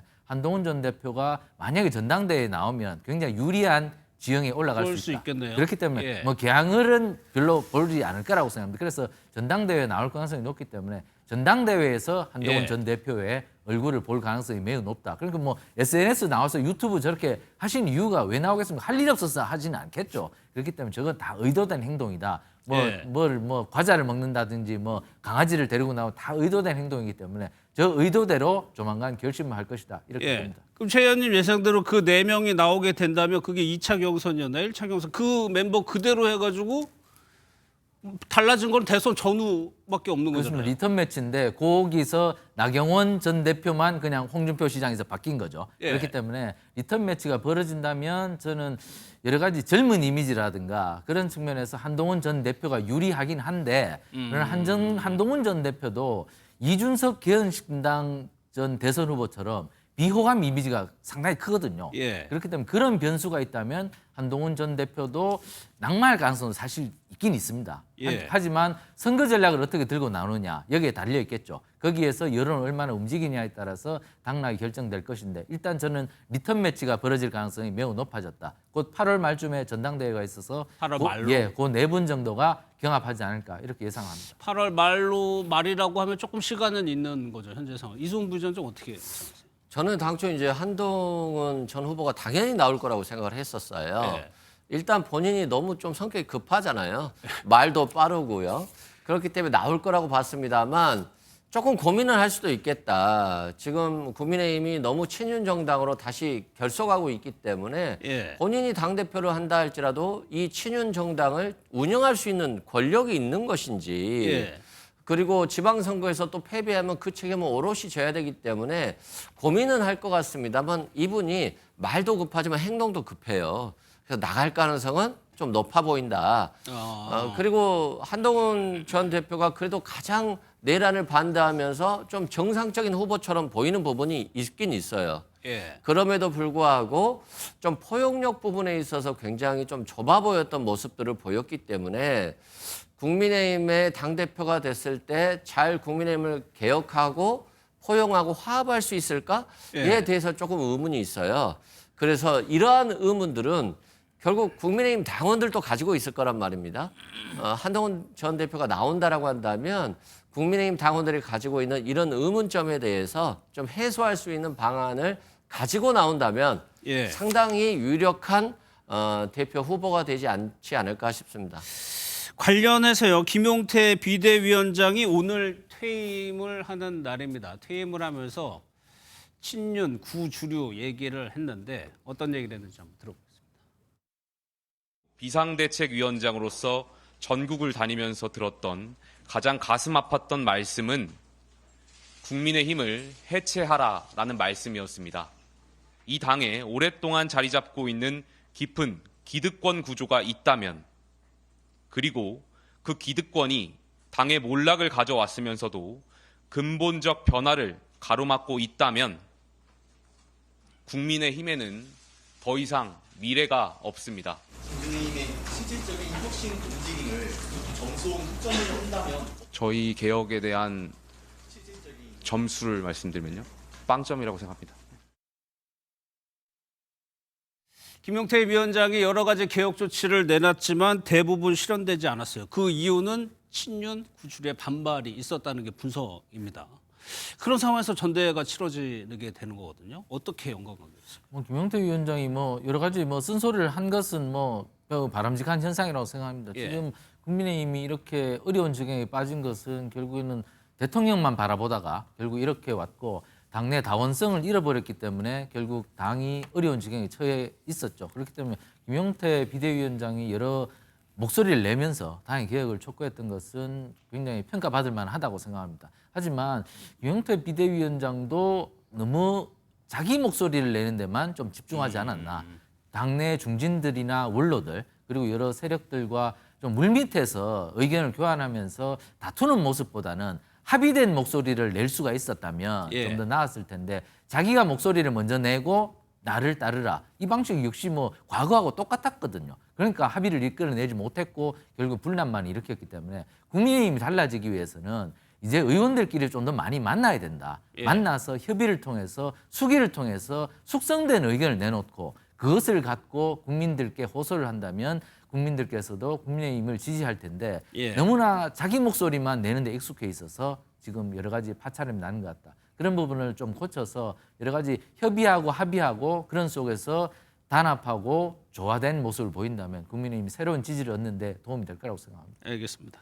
정치권 소식은 여기서 마무리하고요. 이제 사건 사고 소식으로 넘어가겠습니다.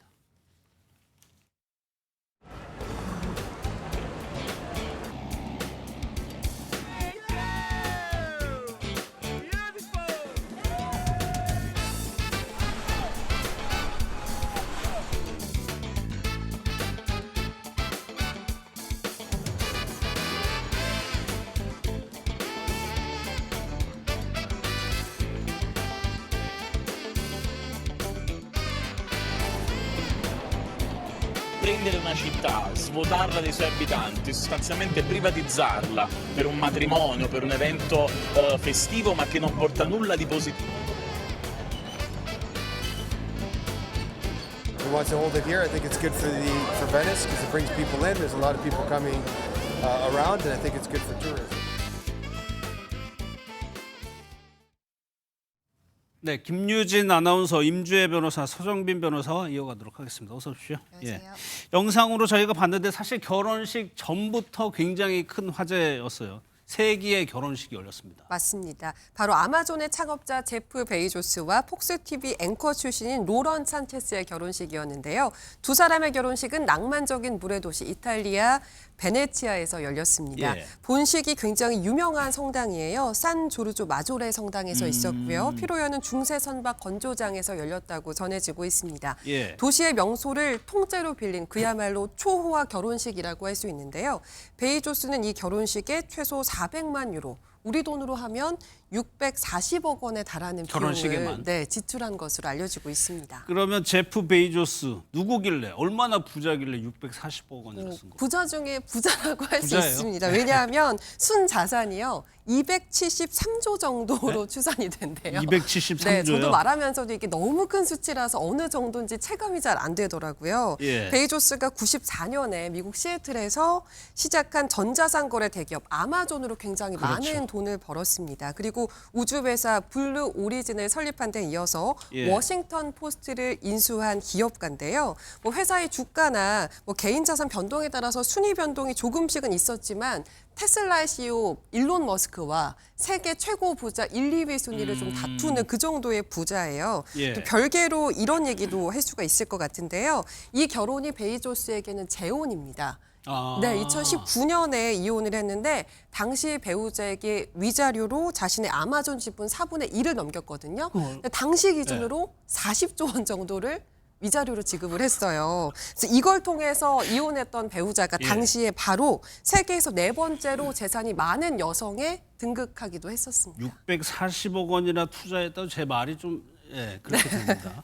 이게 그러다 저희 세계 결혼식이라고 표현을 했는데 하객들도 저희가 이름만 들어도 알만한 유명인들이 많이 왔어요. 맞습니다. 뭐 정치, 경제, 연애할 것 없이 내노라 하는 인물들이 250명 정도가 참석을 했다고 하는데요. 하객들이 요트나 전용기를 타고 결혼식 장소에 나타났다고 이 부분이 합니다. 특이하더라고요. 요트나 전용기를 맞습니다. 타고 와요. 그 면면을 한번 살펴보면 마이크로소프트의 창업자죠. 빌 게이츠 그리고 유명 할리우드 배우 레오나르도 디카프리오가 하객으로 참석을 했고요. 예. 방송인 오프라 윈프리, 모델 겸 배우인 킴 카다시안과 켄덜 제너 자매, 그리고 트럼프 미 대통령의 장녀죠.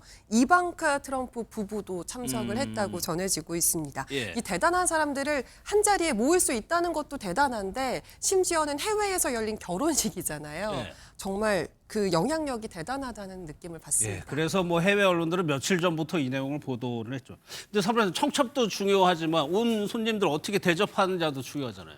네, 사실 뭐 저도 아직까지 지인들 결혼식에 초청을 받아서 가는 경우들이 많은데 또 이렇게 주말에 가게 되면 또 조금 거리가 있다 보면은 하객으로 가는 게 상당히 좀 귀찮을 때도 혹은 망설여지죠. 피곤할 때도 있긴 합니다. 그런데 지금 이 결혼식에 이 하객들에게 대접한 내용을 보면 일단 불러주기만 한다면 뭐 만사 다 제쳐놓고 가야 되지 않을까 싶을 정도로 상당히 호화로운 그런 대접이 있었습니다. 그래요? 일단 내용을 보면은 공항 세 곳에 말씀하셨던 것처럼 전용기 90대가 동원이 됐었고 또 베네치아 대운하에 수상 택시 30여 대가 동원이 됐습니다. 저도 영상을 봤는데 마치 어떤 영화제 시상식을 보는 것처럼 이 하객들이 이동을 하면서 이런 요트를 타고 또 행사장으로 이동하는 모습을 봤습니다. 그래서 이런 이동 수단부터 해서 이제 묵는 곳, 이 묵는 곳을 보면은 이 최고급 호텔 5곳에서 이제 묵을 수 있도록 또 준비가 되어 있었습니다.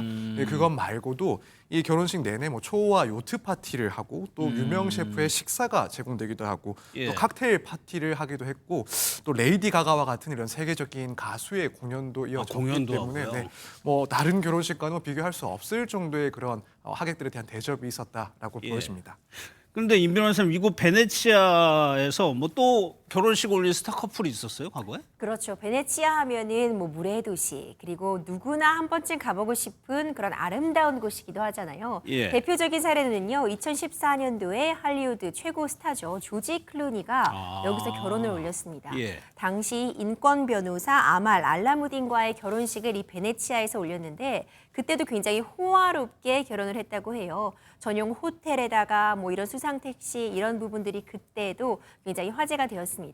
사실 이런 초호화 웨딩은 항상 큰 관심을 끌기도 하죠. 그렇죠. 2022년도에는 최고의 스타죠. 베컴 부부의 첫째 아들이 또 굉장히 호화롭게 이 베네치아는 아니었지만 미국에서 결혼식을 올렸고 당시에도 400억 원 규모의 웨딩으로 화제가 됐습니다.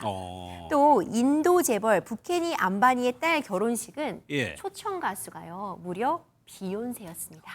비욘세가 직접 와서 우리로 치자면은 이 노래 불러준 거죠. 축가를 비욘세가 불러준 거고요.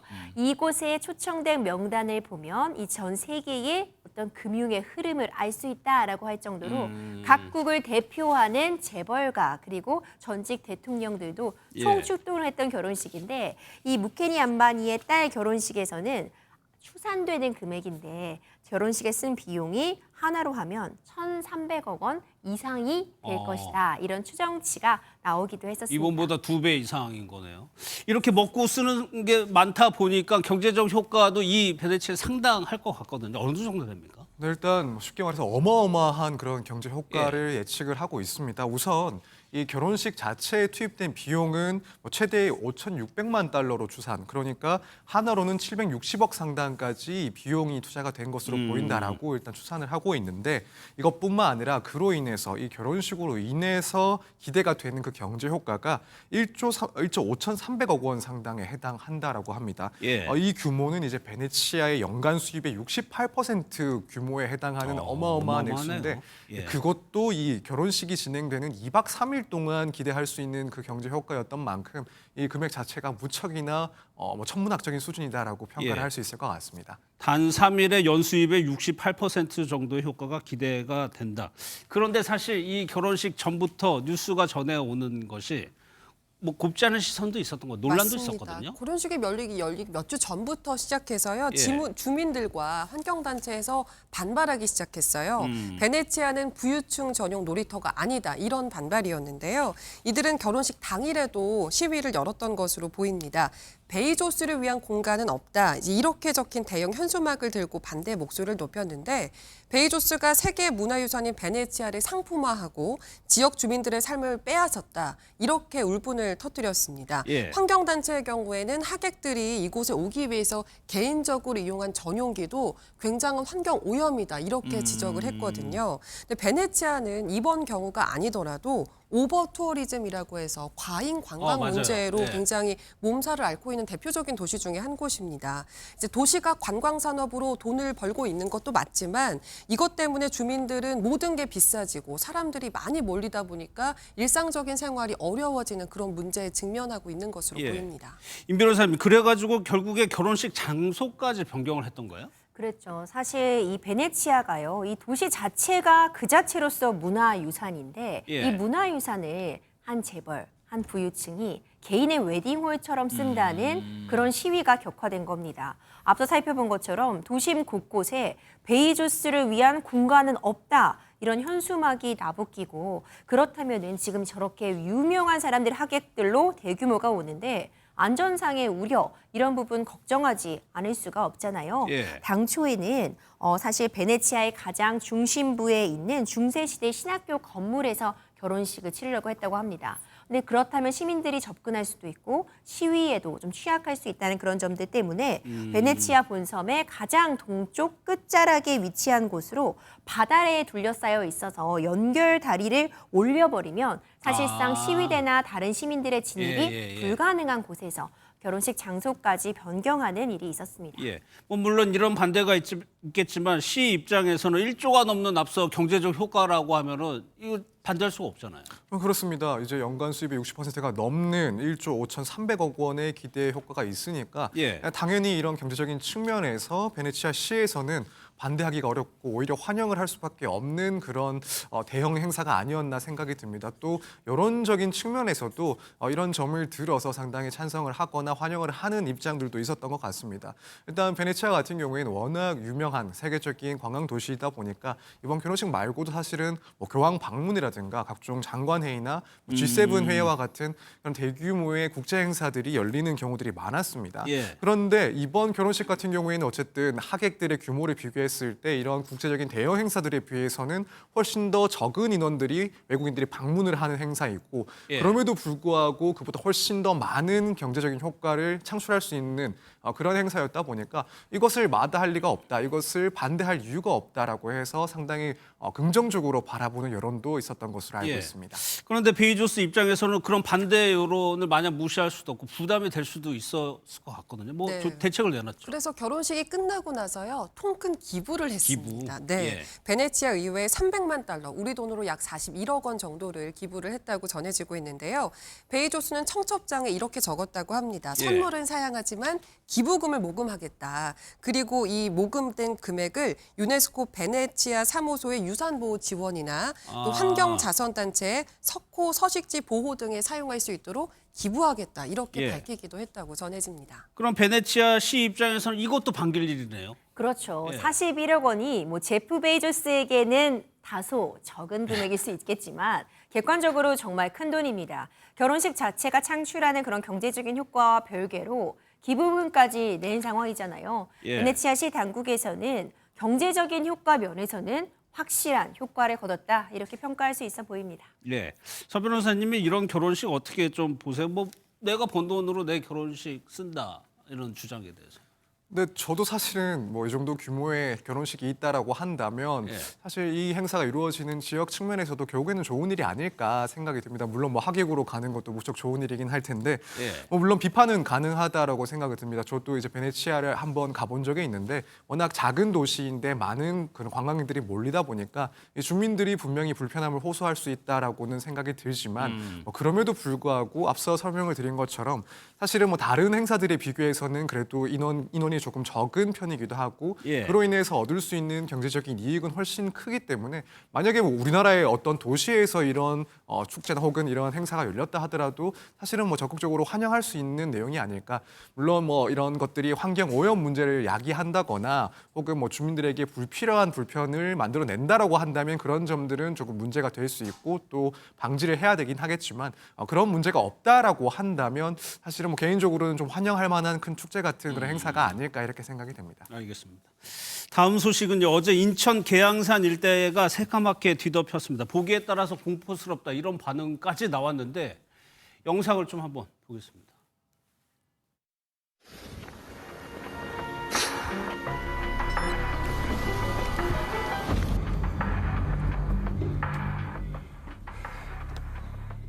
원체 많으니까 떨어져서 다시 붙고 너무 많아서 좀 불편한 건 있었죠. 4점포로는 안 털려요. 좀 달리는 차에 붙어서도 끝까지 안 떨어지고 다니는 애들이라 어지간해서 잘 안 떨어지더라고요.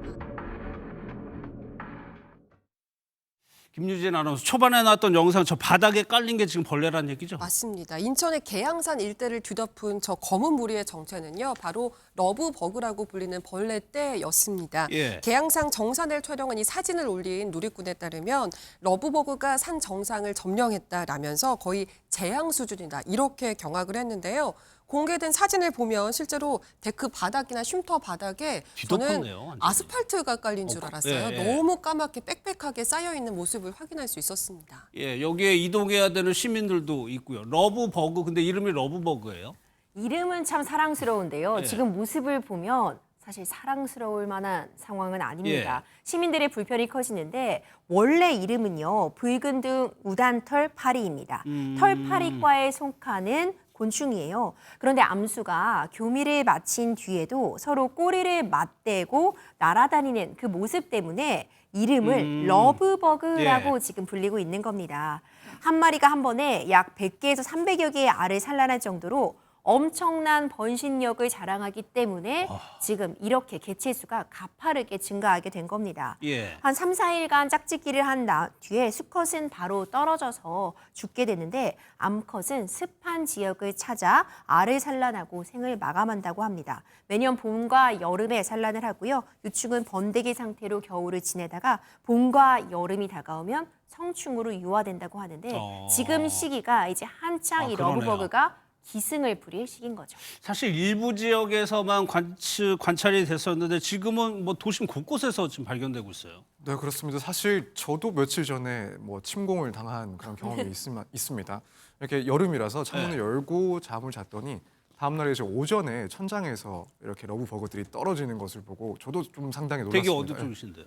저는 관악구입니다. 네, 그래서 뭐 저도 일단 직접 겪어본 일이기도 하고 실제로 이제 관악산을 찾는 등산객들도 이런 러브버그에 대해서 뭐 상당히 좀 불편함을 호소하고 있는 상황으로 알고 있습니다. 예. 지금 뭐 서울시에 의하면 지난해 러브버그 관련된 민원이 1,489건에 해당을 하고 이것은 이제 2020년과 비교했을 때 2배 이상의 숫자를 기록을 했습니다. 그러네요. 그래서 뭐 최근 또 폭염이라든가 혹은 장마 등의 영향으로 인해서 출몰이 더 빠르게 또 확장되고 있는 상황이라고 알려져 있습니다. 예, 사실 우리나라에 등장한 지 관찰된 것도 몇 년 안 됐어요. 맞습니다. 원래는 중국 동남부나 일본 오키나와 같이 덥고 습한 곳에 서식하는 벌레였는데 2022년부터 서울 수도권을 중심으로 발견이 되어 왔습니다. 초기에는 은평구나 경기도 고양시 같은 서울 서북 지역에서 나타나다가 최근에는 서울 전역 또 경기 지역까지도 출몰하고 있는 것으로 보입니다. 예, 그런데 유독 올해 더 많은 거는 그냥 기분 탓입니까? 실제 그렇습니까? 그것도 그런데요. 이게 이 러브버그가 습한 기운을 좋아한다고 예. 해요. 근데 지금 날씨가 딱 습할 때잖아요. 장마철이 돼서요. 그래서 더 집단으로 성충이 되는 과정에 있어서 더 많이 나타나는 것도 맞고요. 예. 앵커님 말씀처럼 이게 존재가 세상에 알려지다 보니까 더 유심히 살펴봐서 체감상으로 더 많이 눈에 띄는 것 같은 느낌도 있긴 합니다. 예, 공포스럽다는 반응이 있기도 하지만 사실 그러니까 해로운 곤충, 해충은 아니라면서요. 러브버그가요, 해충은 아닙니다. 예. 그러니까 익충이라고 해서 오히려 도움을 주는 곤충으로 분류가 되어 있어요. 러브버그 같은 경우에는 토양 환경의 정화라든가 식물의 수분을 도와주는 역할도 하고요. 어류나 새 곤충의 주요 먹이가 되기도 합니다. 예. 그리고 이슬과 꽃의 꿀을 먹고 살아서 사실상 해롭다고 보기는 어렵습니다. 또 사람에게 달려드는 그런 성향이 있는 건 맞는데 예. 모기처럼 사람을 물거나 하진 않는다고 하는데 워낙 개체수가 많고 한꺼번에 달려들다 보니까 예. 지금 시민들에게 불편을 초래하고 있는 상황입니다. 이거 어떻게 대처해야 됩니까? 살충제는 안 된다면서요. 일단 뭐 서울시 기준으로 봤을 때 조례에서는 이런 러브버그 같은 경우에는 대발생 곤충이라고 규정을 하고 있긴 합니다. 다만 이제 생태계를 교란하는 정도라든가 인체에 미치는 영향 등을 고려해서 우선적으로는 친환경적인 그런 방제 수단을 먼저 하도록 되어 있습니다. 그렇기 때문에 뭐 살수 작업이라든가 유인제 등을 이렇게 시행을 하고 있는 상황으로 알고 있고 이제 살아있는 기간이 짧기 때문에 조금 시간이 지나면은 이런 문제들은 좀 없어지지 않을까 이렇게 생각합니다. 알겠습니다.